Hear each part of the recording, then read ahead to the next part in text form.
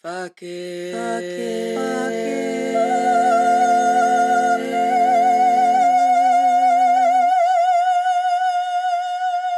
it. Hey, mama. If you are a mom and are tired of the wash, rinse, repeat burnout cycle of motherhood, this podcast is for you. If you feel lonely and isolated in your motherhood journey, this podcast is for you. If you feel like you have completely lost your identity since your babies were born, this podcast is for you. If you feel like every other mom has it together except for you, this podcast is for you. My name is Amanda, and I'm a life coach dedicated to teaching every mom the tools she needs to liberate herself off the back burner. I am living proof that a woman can be present and loving to her kids while also being a whole-ass person outside of being that kid's mom. The secret? Learning when to say fuck it. I didn't do a mic check. Hopefully this is okay. If I record this whole intro and it sounds like shit, I have to do it over again. There's no reason for it not to be okay. Like, it's fine. Speaking into it. Oh, my internet. So, fun story, guys.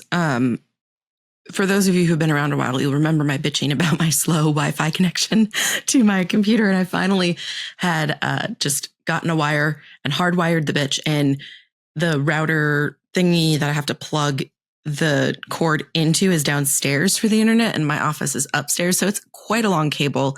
I did it and I tacked it up all nice, but I have to redo a part because I have the cable. It's a flat cable, like running through into this room at the top of the door because there technically is enough space, but the cable keeps getting like stuck in a unfortunate part of the door if I'm not careful, like holding the cable properly as I close the door. I need to switch it so it is fed into the room underneath the door. And I haven't done that yet. So I was in a meeting a couple days ago and my internet just shat out on me completely because the cable was kinked. So that's what that was right here at the beginning of this episode where I was like, oh, my internet, and just had to abandon you. Welcome to Fuck It Mothering. I'm Amanda Haro. This is what this is like. I'm always raw, honest, authentic. That's my jam. That's what you're going to get here always and forever. I'm so happy that you're here. If this is your first time, so happy to have you guys come into the crazy chaos, the happy, crazy chaos, because chaos doesn't have to be stressful, right? My kids started school today. And I'm so excited because it's a lot to have them home all day, every day for a whole summer. But at the same time, last night when I was doing my night journal, I was having this mixed bag of feelings of like, I'm so excited that they're fucking going to be gone all day long. I can get so much more done. The house won't be getting actively destroyed all day whilst I'm working. But also, I had this other side of me that was like, I'm going to miss them. Motherhood is so fucking weird. Like, we're fucking psychos. That doesn't make any sense. Like, why is it this double duality thing?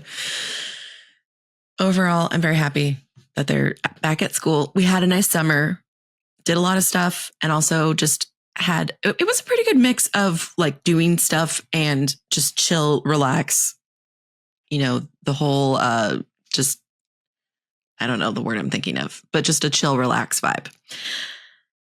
The weather is in Wisconsin anyways. It's getting cooler. We had this horrendous 93-degree day on Monday, and it was disgusting. And it was so humid. It felt like 1,000% humidity. It was just the grossest thing. And then the next day we had a storm that night. And the next morning when I was letting the dog out, it was chilly outside. It was like 62 degrees and it was chilly and there was no humidity in sight. And it was such a great picture for me. A reminder of how anything can happen at any time. Anything can change in an instant, in a day. You could have two totally different experiences. And it was really encouraging because I'm in the process of manifesting some really big things in my life and in my business.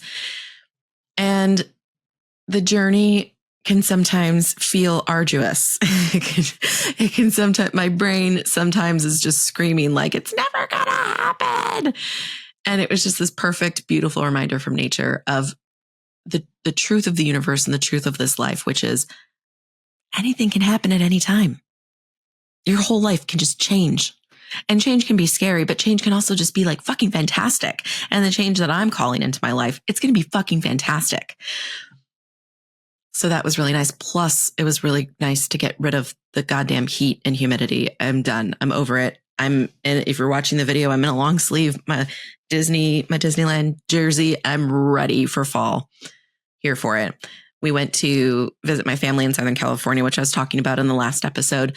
It was a solo episode that I did that was solely devoted to my crazy travel experiences. So if you want to laugh, go check out last week's episode. It's a gem. We literally almost missed our flight. Anyways, but when I come back we usually go visit my family in California in August for two reasons. Our schedule's way more flexible because the kids are out of school and we usually don't have like regular dance classes yet. And it's my mom's birthday, but it is the worst fucking time to visit Southern California because it's just a wasteland of heat. It's just an oven that does not turn down at all.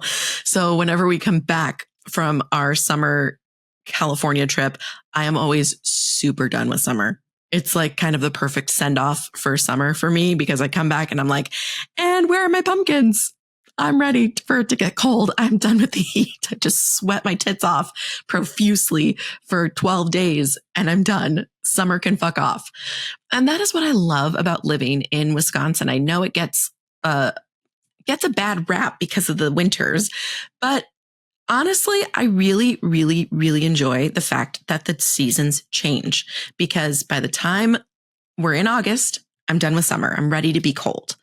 And then by the time we're slowly getting rid of winter, I'm done being cold. I'm ready to feel heat and be hot and just have summer again.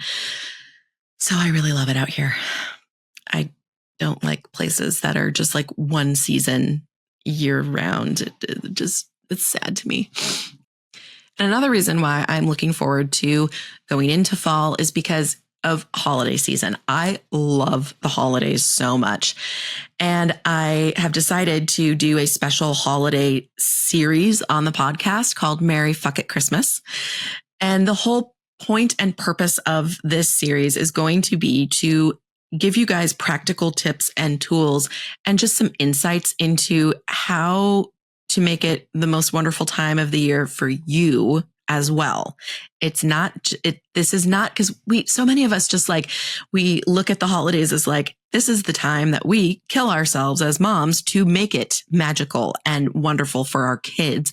But we kind of hate it because we're killing ourselves and we're holding ourselves up to this ridiculous expectation. We're holding ourselves up to other people's expectations instead of declining some of those event invites. And we just burn out. It's such a season of burnout for moms. And it breaks my damn heart because I love Christmas so much. I have a 365-day countdown calendar for Christmas. It's out all year long. The only time it's at 0 is Christmas Day. And then I restart the next day. Fucking love Christmas so much. It might be a little bit of a problem, but it's a problem that I like. So I'm keeping it. And so I want to teach you guys and help you guys to get rid of all of the shit about the holidays that stress you out without feeling guilty about it, without holding shame inside of you for it, so that you can embrace the parts that you like, the parts that mean something to you, because it should be the most wonderful time of the year for you too. And I'm going to help you do that. So I'm not exactly sure when I'm going to launch it, probably the week before Thanksgiving, really give us like a good lead up into Christmas, because I don't want it to just be like a couple of episodes like right around Christmas, because all of the stress comes before. It's all of the prepping and the buildup. That's like the the meatiest part of the season, Christmas Day. It's just a day. So I want it to be there for you when you need it into the lead up of the season. I'm going to bring on guests to talk about certain things. I'm so excited for this whole series. So make sure you tune in for that. If you're not already subscribed to this podcast, hit that subscribe button so that way you don't miss any episodes and you don't miss this series. You'll get notified every time I drop a new episode, which is Thursdays. And if you want to up that, you can join my mailing list. I only send two emails a week. Okay. One for the podcast to like tell you guys, hey, there's a new episode, and one on Mondays to encourage you, to give you tools, to give you a laugh to start your week with. That's what my email list is for. I'm going to put the link for that in the show notes here. I will not spam you at all. When I am selling a new package or a new service, it goes in a PS at the bottom of the weekly email. That's it. I might send one email to let you know, hey, I have something new to offer you. And that's it. I'm not going to be sending you 10 fucking emails a week when I'm in a fucking sales launch. I can't stand that. I hate that so much. Like, me personally, I will never do that to you ever whatsoever. The email newsletter is to serve you in a different way, to make sure that you have this encouragement and the laugh every single week. Because if you follow me on social media, it's a hit or miss as far as whether the algorithm is going to allow you to see my stuff appear on your newsfeed. Because the algorithm is designed to make Instagram money. It's designed to make Facebook money. So this is a way, signing up for the email newsletter is a way to say, fuck you, algorithm. This is the kind of content I want to see every week. I deliver it to you, to your inbox, without abusing that space, because it's such a sacred space as a mom. We get so many goddamn emails. I've gotten so many goddamn emails from the schools leading up to back to school. Didn't open any of them. And then when I was dropping my 2 middle schoolers off this morning, we learned that we're not supposed to drop them off at the one of the 2 doors that we had as an option. Now they're funneling all of us to the one door.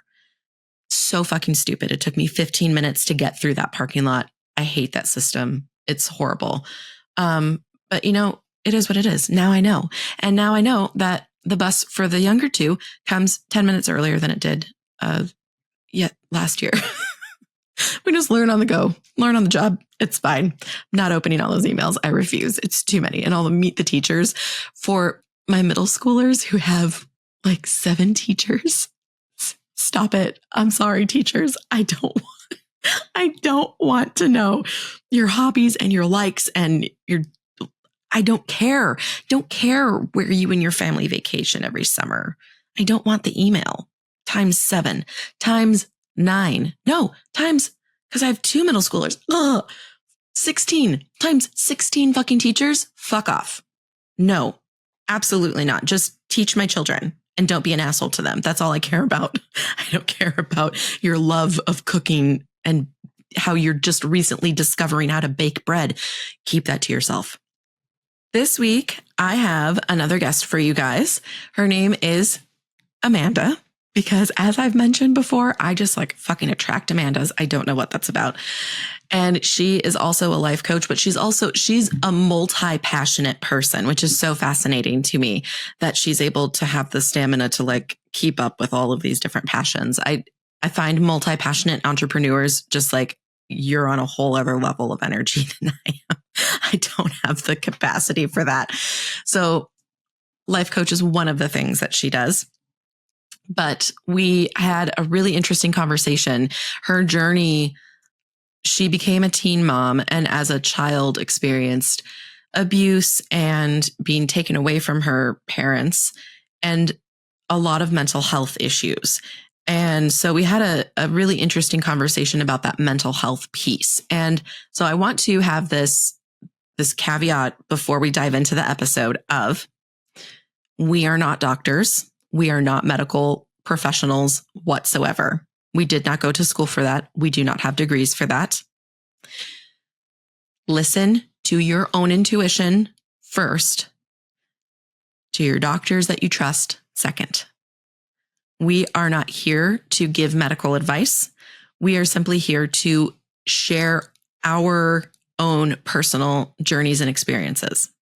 And for Amanda, that meant getting herself off of prescription medication for the mental health issues that she was diagnosed with. That is not the right course of action for everybody, and we totally recognize that. But it's important to have everyone's stories available, because for some people, that is the right choice. And so this is just a perspective that we are offering to you. That's all. Do not come at me. Do not cold turkey get yourself off of medication of any kind. Please do it safely. Do it responsibly. Do it because there's a point in time when you have to be able to advocate for yourself. Doctors, I believe, are intrinsically good and truly do want to help people. But sometimes Western medicine does not play nicely with Eastern medicine or homeopathic remedies. And so it's about finding what works for you, what is aligned for you, what feels good to you. And sometimes that requires you to be sitting in a doctor's office and telling the doctor, I am not going to take that medication. I don't feel comfortable taking it. Or I want to get off this medication. It makes me feel horrible and it's not worth it to me. I want to try this other thing over here because that's what feels best to me to do that. And so that's why I feel stories like this are important to share, important to hear, because no matter what kind of path you want to take with your own health, there's always going to be a time when you're going to have to advocate for yourself. Doctors have so much knowledge, but they are still not the end all be all. And I'll leave it at that. I hope you guys enjoy this episode. I hope that you join me on the Merry Fuck It Christmas series. And you can always hang out with me on Instagram if you want more of my special brand of encouragement.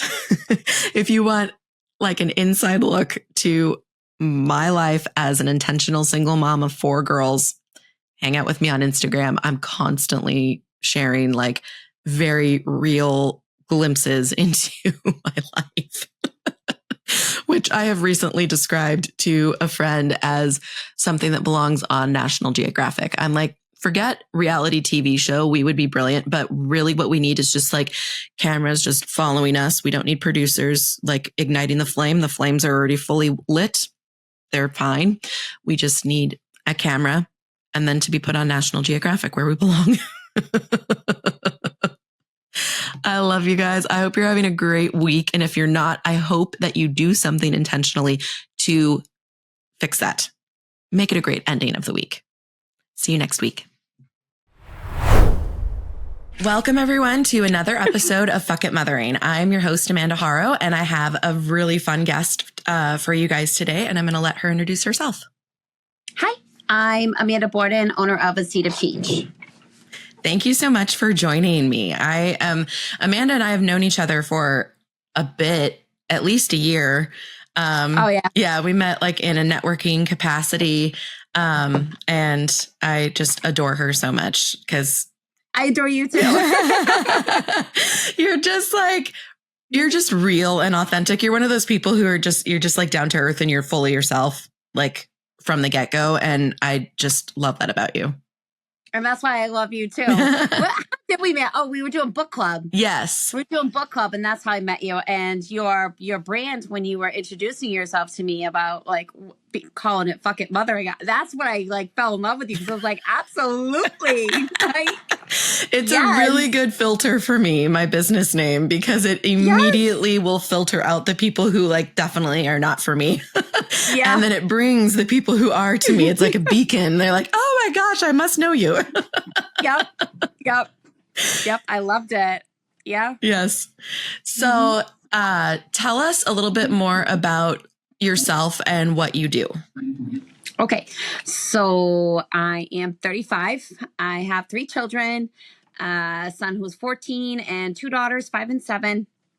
What do I do? I am still trying, like, and we've had this conversation, right? So I am definitely the best way of calling me is like a multi-passionate entrepreneur. Mm-hmm. So I do life coaching. My other big brand, a part of Seed of Change, is closing gifts for the real estate industry. And then that expanded into all occasion gifts.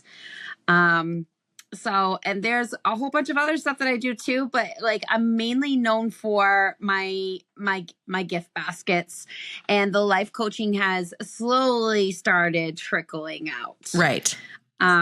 So it's been an adventure. Yeah. So how did you, like, being a multi-passionate like person, how do you find, like, how do these passions find you? So how did you get into like the real estate gift baskets, and then how did you find life coaching and just all of the different things? Yeah, good question. Thanks for asking. So life coaching was actually supposed to be the one and only. That is my passion. Yeah. I have a story.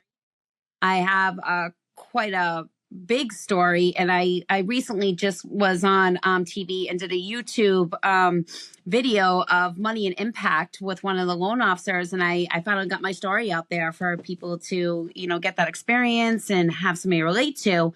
But so that was originally the plan. I was going to become a stay-at-home mom, and I was going right into the life coaching. I knew my niche and everything. But at that time I was trying to buy a house. And just like that, after a little process, bought the house. I had an amazing realtor, but my closing gift wasn't so amazing. And this is what I tell the story. And it wasn't that, it's a thought, the thought is, it's more than not having a thought, right? But it was a very high-end closing gift of brownies and cookies and like all kinds of sweets. But long story short, I chipped my tooth. Oh. And I was like, yeah. And so when I bought the house, but before I was in the fast food industry as an assistant manager. And I did that because I am a very on-the-go, upbeat, fast-paced person. I love people. Mm-hmm. There's not a person that I honestly have encountered that I actually argue and dislike. I can get along with any personality. So that industry was perfect for me. But when we made me a stay-at-home mom, I felt depressed. Like my social life, my people, right. my nickname became Sparkles. Now, 1, because I'd wear sparkles all the time. Not today, though. And 2, like I just bring that sparkle and that energy out in people, no matter how bad of a sour mood that they are, or if they're just assholes. I end up being able to take out that good side of them. Yeah. So when we bought the house and then that happened, just one day, I was still trying to figure out what I was going to do for a business. I was still trying to figure out the life coaching, like how I was going to launch it, whatever. And I also had the imposter syndrome still back then. And I was worried. And what are people going to think? Are people going to do it? Like, whatever. So when that happened with me with my closing gift, it literally like that day, I went, oh, there it is. Like, that's going to be my niche, right? So my realtor needed help. He needed help with me making him a closing gift here and there. He was busy because time is money for every agent. Mm-hmm. So I was like, sure, I'll help you out. No problem. And then before I knew it, it became a hit. Yeah. And so I am not one of those people that will just let something go. If something's working for me, like, just go with it. So you have no problem pivoting. Yeah. Which is a gift. I hope you appreciate that gift of yours, because that's really difficult for most people, because humans are like hardwired to avoid change. Absolutely. Absolutely. And I didn't know what I was doing. I had no plan. I had nothing. And so I would when I look back at the baskets, what they originally were compared to now, I'm like, damn. But I just wung it. And it was just like you would say, like, fuck it. Like, just go with the flow. Fuck it. Like, go with the flow and see what happens. And I started networking, and real estate became my family. And then I found out, like, real estate just in general is my passion. And people started not pressuring me, but being like, Amanda, you would be a really good, like, fit and asset for the community. And I was just like, yeah, I want to kind of keep it separate. But that's what happened. And it got so I got out there so quickly that life coaching got put on the back burner. Right. Yeah. And then the past year, though, I said enough is enough. Like I still have my gift basket, right? So I was just doing closings, and then I expanded listening to my audience, like do all occasions. So sure, I have that, but when you have a passion for something. Yeah. And so it is a life coaching. So I'm slowly getting it out there. Right. Yeah. So you were doing the gift baskets, became a real estate agent, and then you got burnt out on being a real estate agent? I never actually became a real estate agent. So Okay. I took my classes, and I already told, because then once people started hearing that I was interested in being a real estate agent, and they're not doing it in a disrespectful way, but it's come here. I didn't want that. My passion is property management. I love, again, it just comes down to people. Yeah. And so I do. This is why I say multi-purpose entrepreneur, because I do have some properties that I manage too. Okay. All right. And I deal with the very difficult tenants. But when I show up, it's like, hi. So I haven't fully pursued it. Yeah. I want to, but I don't, because I like being up in people's face and doing like what I'm doing here. Right. You know what I mean? Without having like to be tied down in one place. Yeah. If that makes sense. Yeah, no, it totally does. It totally does. But I love how you like lead with joy and like what's fun for you, which also is a gift, because again, it can feel a little scary to like lead with what's fun, because we're kind of socially programmed to think that like work is going to be like it's work, and it is. There's only a few lucky people who get to have fun with their work. I think I'm a firm believer. I am a firm believer that you should be enjoying what you're doing, and if you're not enjoying what you're doing, then chances are you need to you need to figure it out. You need to do something different. And even if you don't necessarily know, but you have an idea or something that just landed in your lap, like me, go with it, because that journey then brought me into this whole family that I have in real estate, and then that turned into property manager, what is that? Let me try it out. You know what I mean? And then that turned into something else. Like, you can't be afraid. Like, it's okay to make yourself look like a fool. It's okay to not know what you want. Just keep going. Like, the answers do come. Yes. Yeah, exactly. But then do you find it's difficult to like balance and juggle, because there's only so many hours in a day? Like, how do you balance like where you're going to devote your attention and time to, especially being a mom of 3? Yeah, good question. So I am very disciplined, and I am a firm believer in time management. And so every week, every Sunday, I block out time, X, Y, and Z, and I color code my Google Calendar now. And it's like, this is for X amount of time for my property management if needed, or like if they need like services or stuff, right? I have certain days for that. And then when it comes to just any other things, whether it's personal, family, any kind of business stuff, I have a certain amount of blockage of time. But then I also give myself like X amount of extra time in case it's needed for any of the topics. Does that make sense? Yeah. You give yourself like free space for when life is lifing. When shit fucks up. Yeah. How about that? Yes. Right. So I do that. And then when it comes to my family time is family time. And people are not liking what I'm doing, but this is new for me. Like, I always have my phone on silent now. Yeah. And I've actually learned how to use technology on my phone. So it's like, if it's somebody that I know is important, or like it's a tenant, or it's somebody within my business or a client or whatnot, they're able to get through my phone. Right. Through, you know what I mean? So you know how you can do the do not disturb, but you can set it custom to certain people that come through? That's all I do. Yeah. Yeah. I had to. Somebody who does so many things, I'll go insane. Oh God. Yes. Yes, absolutely. No, I love the do not disturb function on my phone. I use it all the time. But then it's almost like, and that might be my ADHD, because then I'm like, oh, I have messages. Who is it? Right?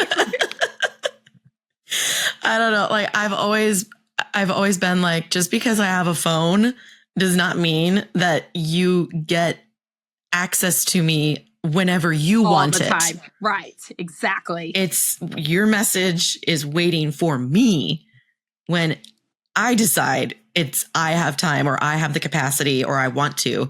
Look at this. Yeah. I will get back to you on my time.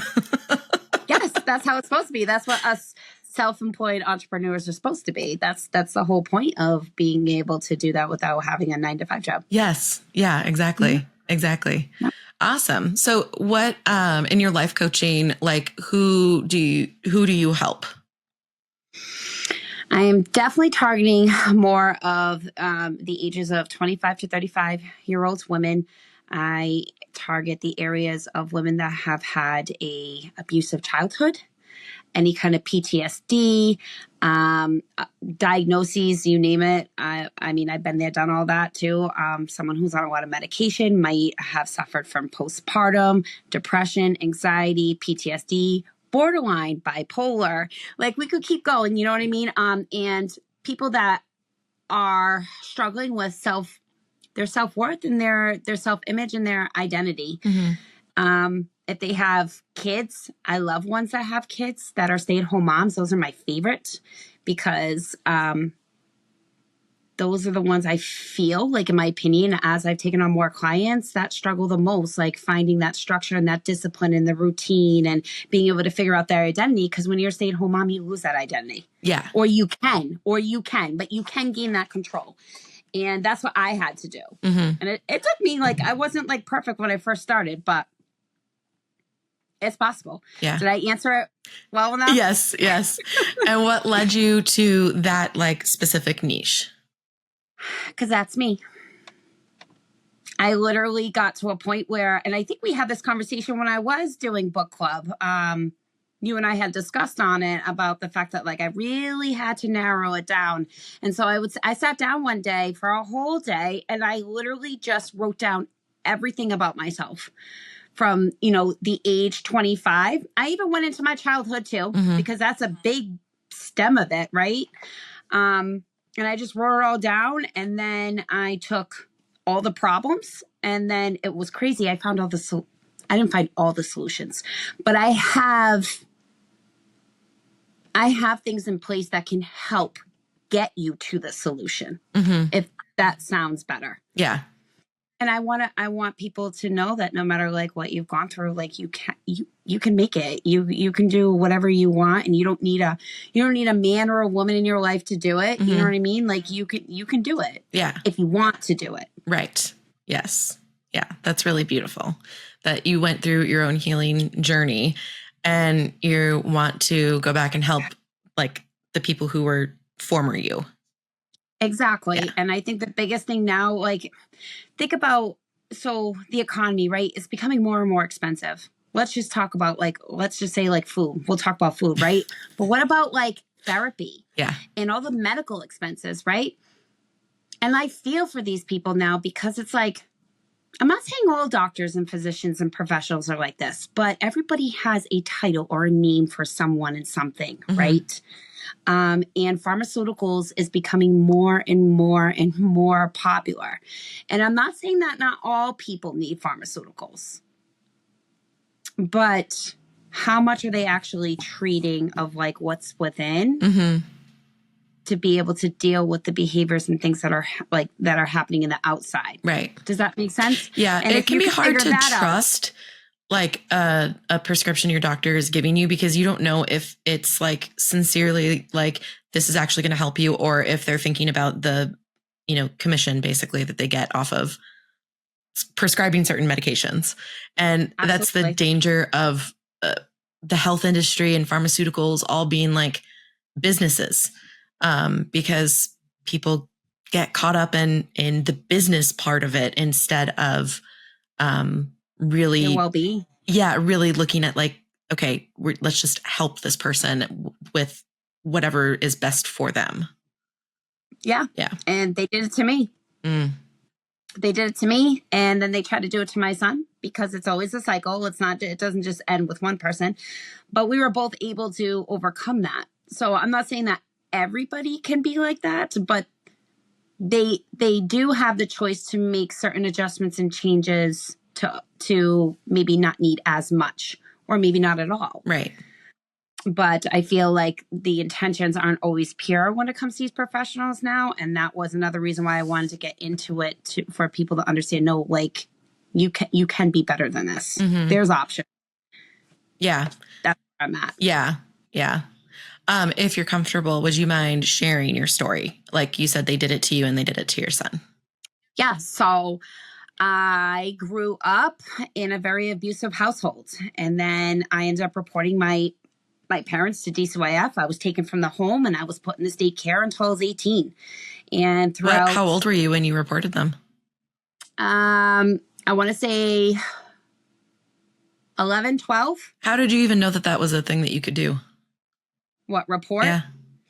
I found out through like one of my friends at school. Really? And I remember, I'll never forget that day. Like I remember I was living in Uxbridge, Mass. I remember getting off the school bus and running to my friends in the neighborhood, and I went down into her basement and I was like, I need help. And like that day was the day that everything just came apart. Yeah.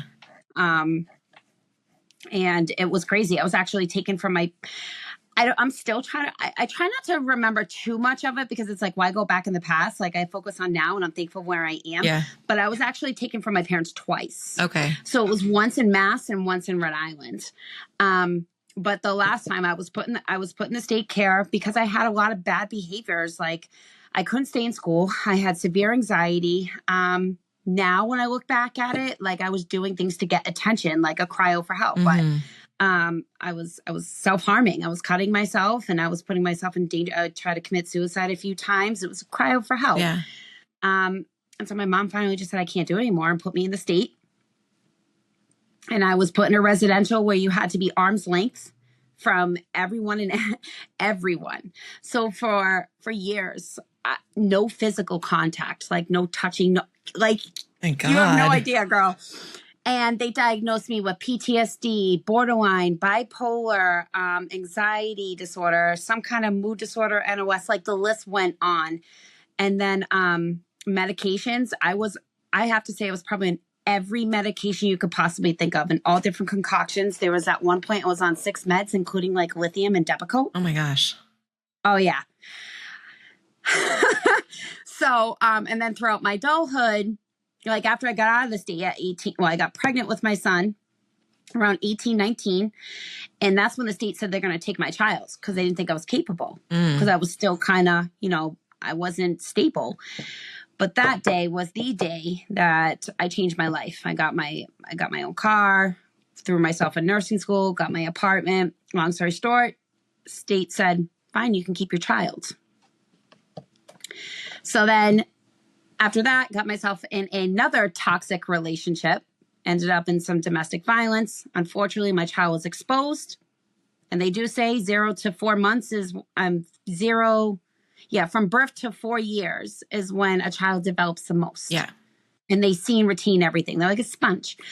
So I take that ownership. My son saw a lot of domestic violence. And so again, people who know anything about this, the cycle of abuse started again. And so he started abusing me and everything happened. I got out of that relationship. And it's been until maybe 6 months ago, we finally got out of DCYF care for my son because he was so violent and had so many behaviors as well. But through that, I forgot all those medications, they made me feel like shit. Right. That must have felt horrible. You must have just felt like a zombie.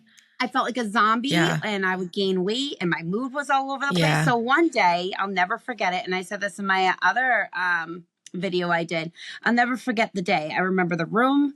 I remember everything that was going around me and my thoughts. And I just said, enough is enough. Like, I'm not doing this anymore. And I made the decision that I was going to change. So I got into DBT, which for those who don't know what that is, it's called dialectical behavioral therapy.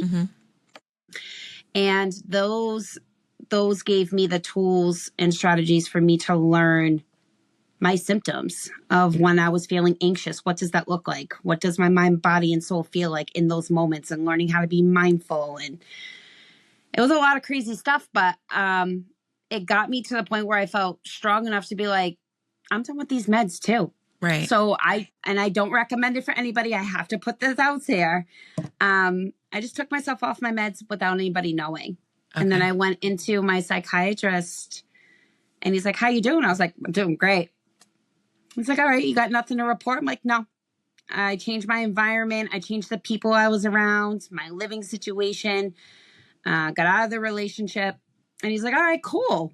Proud of you. Here's the script. I was like, no, thanks. He's like, what do you mean? I was like, oh, I've been off my meds for about a month. That's why I'm doing better. Mm-hmm. And the choices I've made, and you should have seen his face. So I'm not recommending that people go behind people's back, but what I'm saying is, and the same thing happened to my son. They tried to push pharmaceuticals and he had the same reaction. He was actually getting worse than better. And I approached them and I tell my son this all the time, like, you can have any professional you want, but at the end of the day, your mom is going to know best because I've been there, done that. And I would tell them, you're talking about his behaviors. You're talking about what he did today, what he did yesterday. Like, you're talking about the superficial. But have you ever actually talked about what's happening inside? Right. Because that's the reason why we're having these problems. Yeah. Stop trying to feed him meds.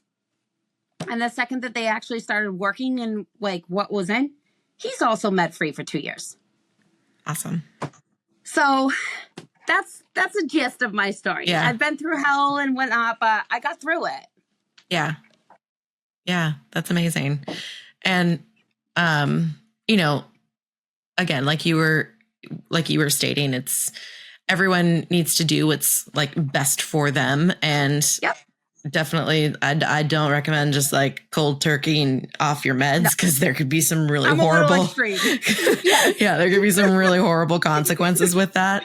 But you know, like the moral of the story is like your intuition was just like, this is not for me. I have to find a new way. Yeah. Yeah. Yeah, because you can go around in circles and circles and circles. Mm-hmm. And you can talk about that you want.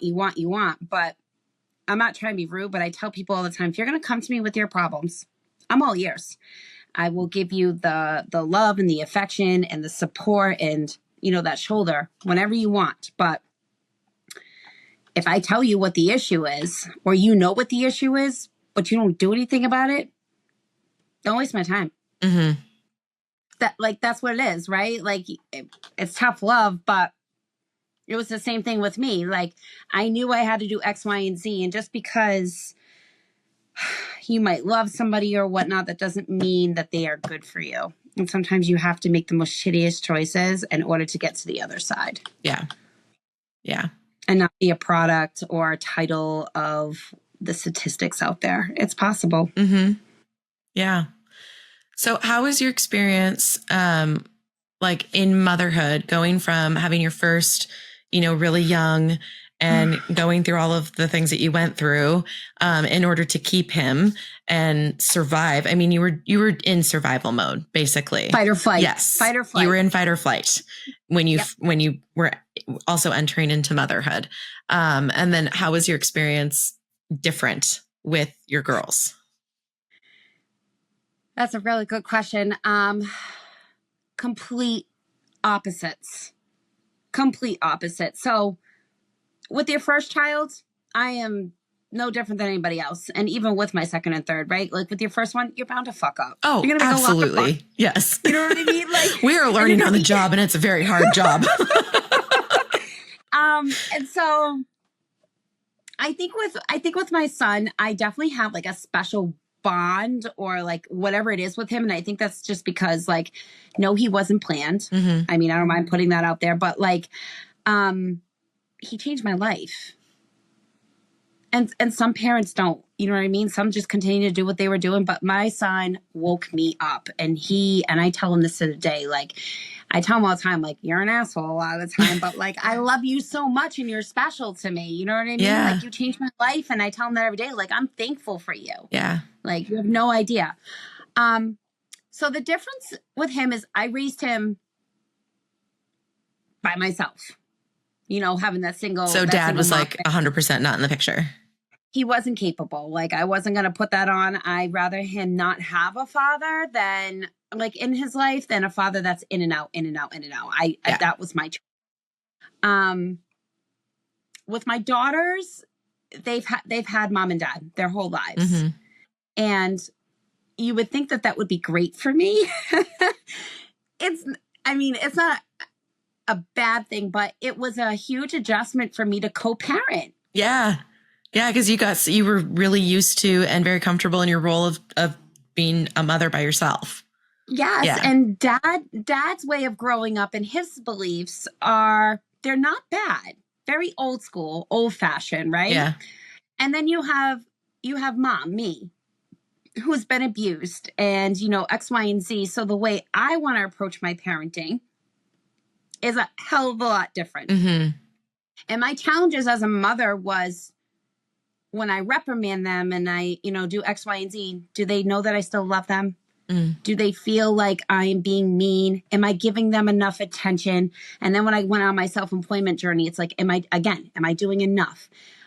Whether that's, am I giving them enough time? Do they know that I love them? Is cooking enough to show that there's a bond and we're doing something together? So someone who's been through a lot of abuse and trauma, being able to find that right connection and feeling like, am I enough? Like, am I doing enough for my children? And hoping that they don't hate me and that they know that I love them. I would also like to try to buy them a lot too with my first, whereas my second and third, it's like, you can play with the box and tag and I know you're going to be happy. Yeah. Am I right? Yes. Where my son, I'll never forget it. Like, I love that you just asked me that question because I think about my son. It was like on Christmas, I was absolutely disgusting. But I thought I needed to. Like, I felt like I had to. Like, this is my way of showing my love. Yeah. And now I look at it and it's like, no, like the way I show love now is, my love language is acts of service. Mm. So instead of just I'll just do things like I'm on this new cooking spree now. I don't know what's getting into me, but like I let my kids cook with me. That's bonding. Yeah. So I might not want to have an interest in playing with their toys because they're loud and annoying and I'm not feeling it. Mm-hmm. I'm bonding with them and teaching them at the same time. Mm-hmm. Yeah. But it's been a challenge. Yeah, I bet. Yeah, that's it. Because you're having two totally different mothering experiences. Yeah. And like with my son too, because of my trauma, one of the biggest things that I struggled with was like raising him in this, I don't think it's TMI. This is real stuff. I would struggle changing his diaper because I went through sexual abuse too, you know, like throughout my childhood. So the fear of just changing my own child's diaper. Yeah. Yeah. As a parent, you know? Right. But I overcame it. How did you overcome that? You were so young. It was the DBT. Okay. And learning the mindfulness and then just really just having to always talk to myself about like the fact that what I'm doing, the intent is good, not harm. And it really was just, it's a lot in my head. PTSD it's a hell of a bitch. Yeah. You know, and if you're not aware of it and you don't catch it right before it starts and you don't start learning the triggers, my biggest sign was when my throat would start feeling like it was getting tighter. That's when I knew I was starting to have a PTSD moment and I would have to count backwards, like 5, 4, 3, 2, 1. And I would have to be like, this isn't real. Or like, I would have to talk to myself. Yeah. And at one point I started talking to myself out loud. I don't care what people think. Right. Yeah. I still talk to myself now. But then, you know, you got that scenario. And then when my daughters, like when they start fighting and whatnot, now it's like, y'all can figure it out. And until you figure it out, you can go to your room. Yeah. where it's quiet. Yes. Let me know when you're ready. Yeah. You know what I mean? Like,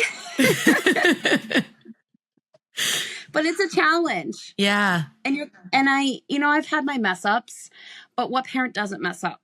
But I do think it's harder if you've been abused. Yeah. Yeah. Cause you're holding yourself to a higher standard and the mess ups feel a lot more detrimental. Absolutely. And because of my parents were the way they were, I always fear, like, imagine it this way, me not knowing what a healthy family lifestyle is. So I've been winging it. Yeah. I've been 100% winging it. Yeah.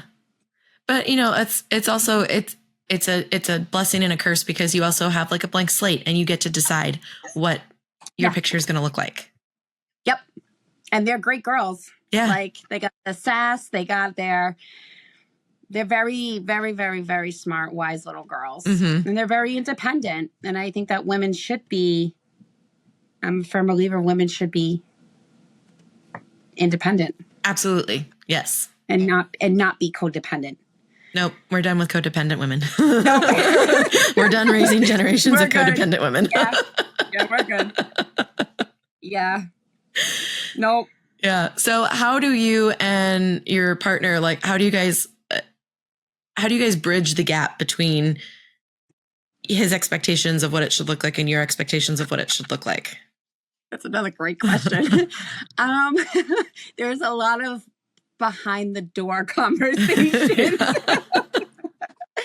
And I think for me, I mean, he's always been such a supporter. He's a great father. I don't know how many fathers out there will be the one to, with my third child, he got up in the middle of the night with her. Mm-hmm. Most guys are like, and he was the diaper changer. I never asked. Nice. But I guess I just tell him that, like, I understand his point of view, because his is more of like, if I tell you to do something, like, you do it the first time. And, you know, if a child asks, well, why? In his opinion, it's more of, well, because I'm your parent. That's why. Like, don't ask questions. For me, it's more of, if a child asks me why, depending, I'm not saying all the time, but for me, I feel like children should be given a reason, depending on what it is, not all, but that's how they learn. Yeah. And how they learn how to, like, and understand things. I feel like that's the difference between seeing the why as, like, combative and disrespectful versus seeing the why as just general curiosity. Right. Yeah. Depending on what it is. Yes. You know, like, yes, because sometimes they are being defiant little shits. Yes. They're just doing it to get you going. Yes. So, and I had those conversations with him about, like, we actually had to sit down once and we had to talk about all the things that trigger me and that make me nervous. Mm-hmm. And then he wrote down all the things that he believes in and how he wants the girls to be. And I said, okay, well, certain things like I will not tolerate any kind of physical discipline. Yeah, I won't do it. I don't believe that this is just my opinion. I don't judge anybody who does it. But for somebody who's had trauma done to them, obviously that person was reacting in some type of way because they were feeling some type of way, right? Like, that you just 9 times out of 10, or like any kind of violent encounter. Like, when you show that to your children, you're showing them that you got to this level and now you're putting hands on. Mm-hmm. So that's like contradicting if a child gets to that level in a temper tantrum and then hits their parent. I don't feel like I'm really setting an example. Mm-hmm. I feel like it's contradicting. Mm-hmm. So we really just came up with, like, a happy medium. I was like, you know, we're not going to do any, like, physical stuff, but how about we put them in their room for X amount of time? And then after that, if that doesn't work, then we do this. And we really did. We had to sit down because I had to be comfortable. Yeah. And there's some things that I still don't agree on, but I literally just go, I literally go like this sometimes, and he rolls his eyes, so I'm like, like, as he's saying something, and I'm like, all right, it's about compromise. And right. You know what? If it's not harming my girls and they're clearly raised very well, and you can take them out in public and they're known as very respectful kids and they follow directions, then every parent, I guess, you're supposed to have opposites and different things and mix it all up, I guess. But it's hard for me because I like control too. Of course. Well, right? Yeah. And, on a subconscious level, the control makes you feel safe. Yep. Yeah. Yep. But that's really good that you guys are able to have those conversations and you're both able to compromise regardless of whether you fully understand, like, the other person's methods, because that's where so many couples get caught up, is in the understanding. And that's where all the fights come in, because, like, this person's just like, no, you have to understand where I'm coming from. And this person's doing the same thing, but y'all are never going to fully understand each other. So you just keep fighting and nothing ever gets resolved. And the kids are just going to continue to be zoo animals. Yes. And that was the other thing too. Like, so the way he grew up is the complete opposite than the way I grew up. And he had family support. I never had family support. So my strengths are his weaknesses and vice versa. So you put those two together, you're you're teaching and helping each other. Yeah. And then you get a product of my 2 daughters. And I have to say, I'm proud. You should be. I'm proud. Yeah. Yeah, you absolutely should be, because, you know, again, it's just a testament to your guys' commitment to each other, to be able to allow like his strengths to come in and help you with your weaknesses and vice versa, because it takes, you know, a step back to the ego. The ego has to take a step back. Got to humble yourself a little bit. Yeah. That control part of me, though. Yes. I think you're on the same page. Yeah. Yeah. Yeah. Yes. What would be one piece of advice you would give 18-year-old you, being where you are right now? An 18-year-old of me? Yeah. I love your questions. These are amazing. What would be the best piece of advice, 18-year-old of me? One, I would say I wouldn't have gone to college like right away. I would have waited until I was like 25. Mm-hmm. Yeah. So did you get your nursing degree? Did you finish? I dropped out. Okay. Yep, I dropped out. It was a lot. Yeah, when my nursing child school is a lot. It is a lot. And then my son had a lot of issues back then too. And his services and things he needed was like 40 plus hours a week. And I was in like the last stuff of the nursing too. And I was just like, my brain was going to pop. Like I couldn't do it. And I was working. Yeah. Yeah. But I dropped out too because it actually wasn't my passion. And that's why I'm saying at 18, like I wouldn't throw myself right into college, because think about it. You just spent your whole adolescent year in school. Mm-hmm. Then a lot of things happen. Even if you have a great childhood, a lot of things happen and you grow and you develop, and so many things change on a daily basis. You don't know who the hell you're going to be for the rest of your life. You just don't. I'm sorry. No, you just don't. I know. I am such a firm believer that college is not for everybody. And I think that's the main lesson that our generation learned, because we grew up with the parents who were just like, you know, and the guidance counselors in high school who are just like getting us on that college track, because we were fed this like formula of go get a bachelor's degree in anything. Yep. And you'll have financial security and success. And then you can get married and start your family and have a house and be happy ever after, just doing the same goddamn thing every day for the rest of your life. But it's like that formula doesn't work for most of us. And I think there's so much to just giving yourself time to just figure it out, just live a bit. Enjoy your time. And exactly. Yes. From 18 to 25, I don't know what it was like for you, but I was just starting to figure out me at 25. Mm-hmm. Yeah, it was a bit more delayed for me because I got married at 21. I had my first baby when I was 22, and they came every 2 years. And I have 4. So like just every 2 years. And so yeah. I didn't have the space to think about myself. I went from living with my parents to living with my, then husband. I didn't have any time where I was just me. And then, I was a mom, and I was putting everything into being a mom. I didn't have an identity. Any bits of an identity that I had going into all of that was stripped very, very quickly. Yeah.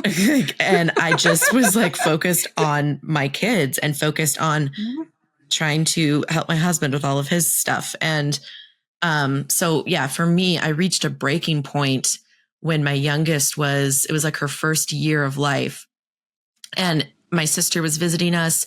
And I've told this story so many times because it's just like, it's become a core memory for me. Like it just is like, it was the kick in the pants that was like the alarm bell of like, hey, bitch, you're totally lost. And she was just like, what's your favorite flower? I don't think I've ever known what your favorite flower is. And I couldn't answer her. I was like, I don't know either. And it made me think about all the other things that I don't know about myself. I can answer them about all of my kids. I could have told you their favorite color, their favorite food, their favorite snack, what they like to watch on TV, what their favorite movie is, what their biggest fear is, and what we're definitely staying away from so that I can sleep through the night. I could tell you anything about all 4 of them. Drop of the hat, lightning questions. Here we go. I'm going to ace it. Myself, I had no answers. Me too. Yeah. And that's why I started my business, is because so many moms fall into that category, because we're all like we're socially conditioned to be people pleasers and to give our everything when we become moms. Like the memo is like, if you put yourself first at all, you're really selfish and you're a bad mom and you're neglecting your kids. And doing harm to them. Like they have to come first. And that formula is bullshit. And don't forget to eat the scraps. You can't eat. You can't eat healthy. You have to eat the scraps off their plate when they're done eating. Yep, you're going to eat their cold, half-eaten chicken nuggets is what you're going to eat over the sink, because you don't have time to sit down. The biggest adjustment for me, well, not the biggest, but one of the biggest adjustments for me going from a stay-at-home mom to then going back into the workforce, I went into accounting, and having like an office job was, as a stay-at-home mom, I never sat down. I was always on my feet. I was always moving. I was always catching toddlers from death and all of this stuff. And then having an office job sitting all day long, my body hurt. I bet. Because I went from the one extreme to the other. And I was like, this is too much for me. My body can't adjust.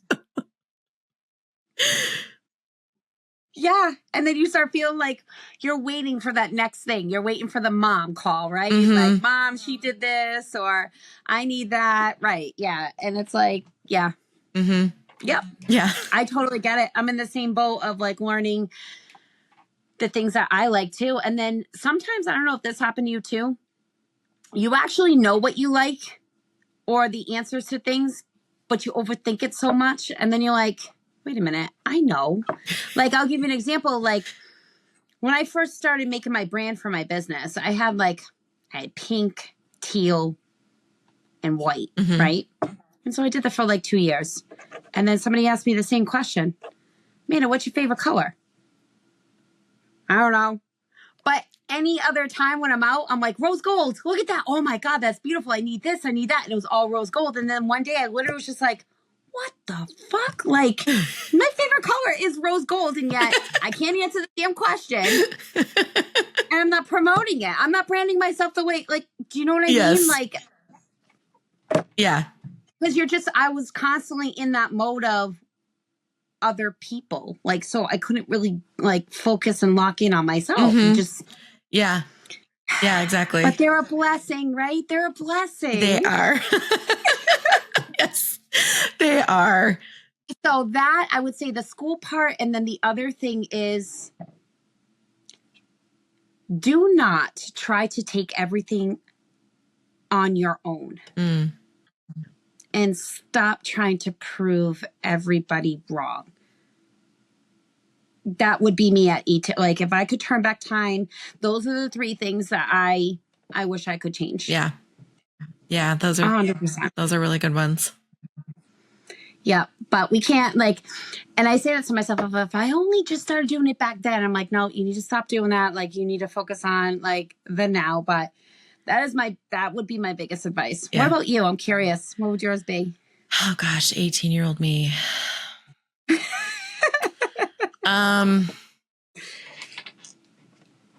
Be okay with being by yourself. Yeah, I like that one too. I was thinking that one, but be okay with being by yourself.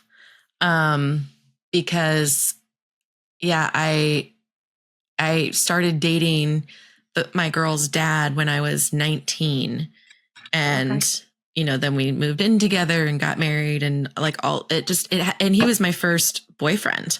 I hadn't had any boyfriends before that, and just like I don't regret anything, because it's easy to, hindsight is 2020, right? We go, like you were saying, you look back and you're like, I wish I would have known this and this and not done that. It would have made everything easier. But we weren't ready for those. We weren't ready for that at that time. We had to go through what we went through in order to learn these things to get to the spot where we're at today. It couldn't have happened any other way. And we know that because of it happened the way that it happened. So I don't regret any of that necessary, but, since this like question is more of like a hindsight is 2020 thing, I really, really, really wish that I wouldn't have dove headfirst into that relationship like so strongly. I wish I would have been okay. And I think I would have seen things that weren't in alignment with me. And instead of like me conforming and molding myself to fit, I would have been more okay with like just taking a step back or letting it naturally dissolve if I was okay with being alone. And at E-Team, we want the attention. Yep. To be young again. I don't know if I would want to be young again though. No, I really love my 30s. Good. Like 30s. Me too. Has been like it's been like the liberation era for me. I don't miss my 20s at all. I mean, because 20s for me was dying in motherhood. That's what that era was. Slaving. Slave. I don't miss my 20s at all. It could stay there. And teenage years, I did not have like a dream, teenage high school experience at all. Like, no, I don't miss any of. I love my 30s so much. Me too. I'm glad that somebody like can relate to that. I feel like 35 has been my favorite year. Nice. Yeah, I'm 36 and I'm really loving because my early 30s, I was a different person than I am now. I'm just like in a really good zone right now. Yes, me too. And I talk about it all the time. I'm like, I'm this, and I walk around like, but in a good way. Yeah. You know what I mean? Like, because now I stand my ground. I have expectations. And I have more respect for myself and I value myself more. But that comes with history, right? And like the things that you go through. And I have to say, although it's been hell, I don't regret any part of what's happened to me because it's made me who I am. Yeah. And everything happens in your life for a reason. Yes. Yeah. I've really been embracing the just universal, I believe it's a universal truth of like, everything is always happening for me. Yes. There's a reason behind it. And I say all the time, if you are a logical thinker, instead of getting caught up all up in your emotions, it might take a day or two, but if you look deeper in what's happening, especially the bad stuff, you can figure out the reason why it's happening. Yeah. And then you learn a lesson from it. Yeah. But most people don't think that way. And they're just like, oh my God. Right. And yes. then they start, and it's like, guys, like, seriously, like, get it together. I'm not that nice sometimes. Just being honest. Well, thank you so much for being with us and for sharing your story and your journey with us. Where can people connect with you if they would like to know more? I would prefer for now just my Instagram. Okay. So it's Amanda Borden, ASOC. Okay. Awesome. And I will link that in the description of this episode. And then I like to end every episode with a round of lightning questions. Are you ready? Oh boy. They're fun, I promise. Okay, go ahead. Okay. What did you want to be when you grew up? An art teacher. An art teacher. What kind of art? I don't know. You just like art? I just remember wanting to be. Yeah, I am gifted in drawing, so just art. Yeah. Yeah. Nice. What is your favorite kid-free dinner? So if no picky eaters are allowed to bitch, moan, or complain, what are we eating for dinner? Chicken broccoli Alfredo. Okay. Nice. With extra cheese and Parmesan. From like a specific restaurant or just like any chicken broccoli? I love my Olive Garden. Okay. Throw some breadsticks in there too. My 11-year-old is obsessed with the chicken Alfredo from Olive Garden. It's amazing. It's her favorite. It's thick. It's unhealthy. It's just everything about it is just amazing. What is your favorite book? My favorite book would be Judgment Detox. Okay, nice. Who is it by, if you can remember? Yep, it's right here. Because it's actually part of one of my signature baskets. Gabrielle Bernstein. Nice. I'll have to check that one out. Yep. And it comes with a workbook too. So yeah, definitely look it up. But you'll love it. Yeah. What is your guilty pleasure entertainment? Why? Grey's Anatomy. Okay. My oldest is obsessed with Grey's Anatomy. She loves that show so much. She had surgery last year and she binged all 500 seasons of Grey's Anatomy on Netflix in a couple of months while she was recovering from her surgery. Tell her I said good for her, because that is the same thing I do when I get into my little things, or like a rainy day. Like I was just doing it, like, because I had a meeting before you, and then like I was like, I have an hour to kill. Let me just throw in because it's a new episode. Let's just get it in, and I rewatch it. You can't get over it. Yeah. This question I have stolen from the Low Life podcast because it's too good not to steal. If your belly button was an actual button, what would it do? What the? If your belly button was an actual button, what would it do? Yes. It's not a trick question? No. It's literally just whatever comes to my mind, because it's a little twisted what just came to my mind. Let it out. I need to know. That button would just automatically ignite when there was a toxic person that was coming around, and it would just tell alert. It would just be an instant toxic person alarm. Go away. Nice. Go away. That's exactly what came to my mind. I love that answer. See, I love this question because everybody's brain goes to a different spot. And so I get different answers all the time. I bet. Yeah. That's a very good question. Yep. And finally, what's one thing in motherhood you'd like to say fuck it to? The list.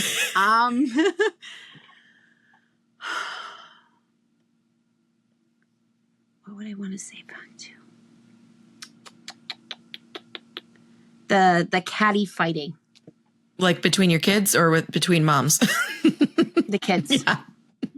Yeah, the kids. Yeah, I know. My girls fight like feral cats, and I'm just... Mine are at each other's throats right now, and I'm just like, guys, you know what? I'm done. Like, she did this, she did... I was like, you know what? Don't give a shit. I don't care. Go figure it out. Yeah, I don't give a shit. Go pull her hair. Like, I don't care. Go figure it out. Well, she keeps hitting you and you're saying she's boner, put her in her place. Like, I don't know what to tell you. I don't want to be a part of this. Yep. It's constant right now, and the constant like competitive. So if like I'm teaching them how to like bake and like cook and everything now. They will fight over who's going to touch the whisker first. Yep. Like, come on, guys. It's ridiculous, the things that they fight over. I once not caught because we were all in the car together and it was Mother's Day and I was having none of it. My two middles, so 11 and 9, they've got like this skincare obsession, which is ridiculous, but whatever. They spend their own chore money on it. And if that's what they want to spend their money on, then that's what they want to spend their own money on. My 11-year-old also follows it up with collecting the boxes that the skincare comes in. And I'm like, you're literally collecting trash. This is stuff that goes in the trash, but whatever. She keeps it at her dad's house. I'm like, you're not keeping your trash collection here because no. Why do we keep the box though? Is it decoration? Yeah, just as a decoration, just sitting out. The same boxes? She has multiples of some of them. Yeah, I'm not trying to understand it because it doesn't make sense to me. Okay. But my 9-year-old had gotten herself something and the box was in the car and Aria picked it up and she was going to save it for her collection. And Laurelyn didn't want Aria to have her box, even though she didn't care. She's going to throw it away. But the fact that her sister wanted it, she's like, fuck you. You can't have my box. And they were fighting in the car on Mother's Day over Over a box. trash. And I was like, hand it to me while I'm driving, mind you, like, give me the box, because I was so done. And I rolled my window down and I tossed it out. And I'm like, I will not be refereeing a fight about trash. Happy Mother's Day.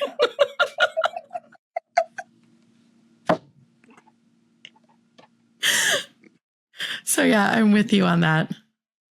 Yeah. You know what I just started doing to eliminate the stress for me? Recording when they do stupid stuff, or like when they have that fake cry. You know, that fake dramatic girl cry? Yes. So now I'm just like, all right, your face, and I do it just like this, your face looks ugly right now. And I'll record them. And then I say, I'm going to say this for you when you get older. Oh my God. Try it out. That's so funny. Try it. It makes it lighter for you, I promise. I'm going to do that. That's really funny. Well, thank you again for joining us. You're welcome. And I can't wait to see you just like blossom as a coach. Thank you. Are you living your one wild life to the fullest? You're not? Why the fuck not? What are you waiting for? The time to live is now, mama. Do not wait until your youngest is in college. Let your dreams hire me for an hour so I can explain how I can help you achieve any goal in your life. You've put yourself off long enough. It's time to pour into you. The link to schedule your 60-minute complimentary consultation is in my show notes.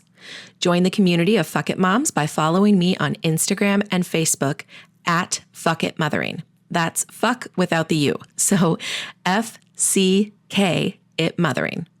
Make sure you subscribe to my channel so you never miss your weekly encouragement. And please rate, review, comment, and share. All of these things help with the algorithms, so that way when other overwhelmed moms are looking for encouragement, they can find me. Every month, I give away one of my favorite books and a Starbucks card to a lucky winner. All you have to do to enter is write a review or tag me in social media when you share an episode. See you next Sunday, gorgeous.